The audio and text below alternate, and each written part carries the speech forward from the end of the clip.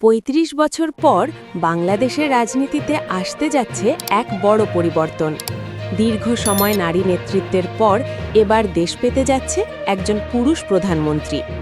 ত্রয়োদশ জাতীয় সংসদ নির্বাচনের বেসরকারি ফলাফলে নিরঙ্কুশ জয় পেয়েছে বাংলাদেশ জাতীয়তাবাদী দল বিএনপি ও তাদের জোট, আর এর মধ্য দিয়েই নতুন সরকার গঠনের পথ প্রায় নিশ্চিত হয়েছে। ঘোষিত ফলাফল অনুযায়ী সংসদের অধিকাংশ আসনে জয় পাওয়ায় সরকার গঠনের জন্য প্রয়োজনীয় সংখ্যাগরিষ্ঠতা অর্জন করেছে দলটি। রাজনৈতিক বিশ্লেষকদের মতে এই নির্বাচন দেশের ক্ষমতার রাজনীতিতে এক ঐতিহাসিক মোড় এনে দিয়েছে। প্রায় ৩ দশকেরও বেশি সময় ধরে দেশের নেতৃত্ব ছিল নারী রাজনীতিকদের হাতে, ফলে এই পরিবর্তনকে অনেকেই নতুন যুগের সূচনা হিসেবে দেখছেন। দলীয় সূত্রে জানা গেছে, নতুন সরকারের নেতৃত্বে থাকতে পারেন তারেক রহমান।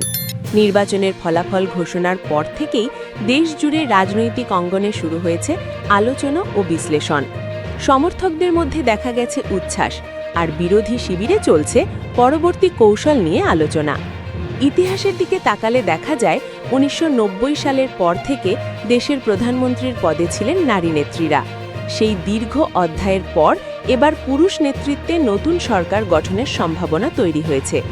বিশ্লেষকরা বলছেন, এই পরিবর্তন শুধু রাজনৈতিক নয়, নীতি নির্ধারণ ও প্রশাসনিক দিকেও নতুন ধারা আনতে পারে।